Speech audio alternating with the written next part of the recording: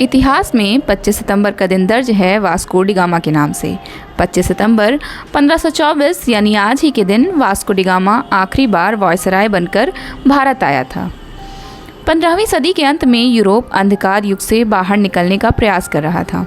उस समय तक यूरोप का पूरी दुनिया से संपर्क नहीं हो पाया था। यहाँ तक कि भारत, जो उस समय सोने की चिड़िया कहा जाता था, उसके बारे में यूरोप में लोग अरबों के जरिए ही जानते थे। तभी 1498 में पुर्तगाल का यात्री वास्को डी गामा पहले यूरोपीय व्यक्ति थे जो समुद्र के रास्ते भारत पहुँचे। विश्व इतिहास में इस घटना के बहुत दूरगामी परिणाम हुए थे, जिसके बाद से यूरोप का एशिया से संपर्क बढ़ा और पूरी दुनिया में व्यापारिक वर्चस्व और औपनिवेशवाद की भूमिका बनाई गई थी। दरअसल वास्को डी गामा को समुद्र के जरिए एशिया तक पहुंचने का रास्ता खोजने का श्रेय जाता है, लेकिन यह भी सच है कि इसका मकसद भारत तक पहुंचने के लिए रास्ता खोजना था।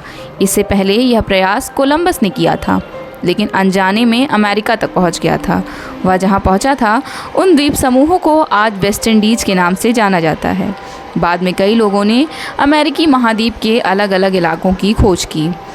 कोलंबस भी पश्चिम के रास्ते भारत को खोजने यानी यूरोप के नज़रिए से भारत को खोजने निकला था, लेकिन वह कहीं और पहुंच गया था।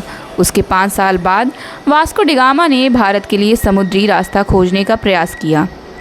एक बड़े जहाज़ के अलावा 4 जहाज़ों के साथ वह 1497 में 200 से ज़्यादा नाविकों को लेकर भारत के लिए यूरोप से निकला था। बताया जाता है कि वास्को डी गामा एक बढ़िया कप्तान हुआ करता था। वह पहले अफ्रीका के पश्चिमी तट से होते हुए दक्षिण अफ्रीका केप ऑफ होप से होते हुए हिंद महासागर में दाखिल हुआ।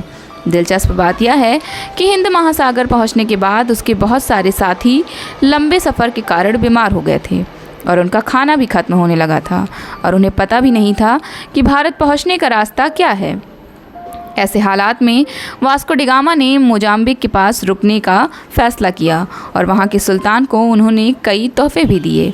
इन सब से वह सुल्तान और वहाँ के लोगों को खुश न कर सका। स्थानीय लोगों ने वास्को डी गामा और उनके साथियों को वहाँ से भगा दिया।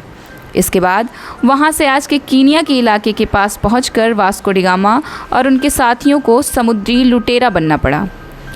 अरब व्यापारियों के जहाज़ को लूटने के बाद वे पहले मोम्बासा गए और फिर वहाँ से निकले जाने पर मलिंदी पहुँचे।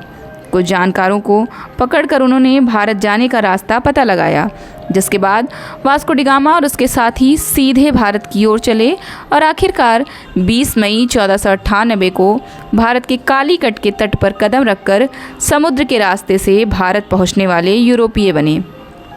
कालीकट पर वास्को डी गामा को हर वह चीज़ मिली जिसे यूरोप में खरीदा जाता था। कालीकट के राजा को व्यापार के लिए राजी करने के बाद वह कालीकट में 3 महीने रुका और पुर्तगाल वापस चला गया। पूरे सफ़र में उसके केवल 55 साथी ही जिंदा वापस पुर्तगाल पहुंच सके, जहां से 1502 में वह पुर्तगाल की नौसेना के साथ दोबारा भारत आया। उसने रास्ते में मिले सभी भारतीय और अरबी जहाज़ों को लूटकर ख़त्म किया। इस बार वास्को डी गामा की उपलब्धि यह रही कि उसने कोचीन में सदियों से रह रहे ईसाइयों की खोज की और कालीकट के राजा को संधि के लिए विवश किया। लेकिन इसके बाद जब वह पुर्तगाल लौटा तो 1524 में फिर से भारत आया, जिससे पुर्तगाल के कब्जे वाले भारतीय इलाकों को अच्छे से नियंत्रण कर सके।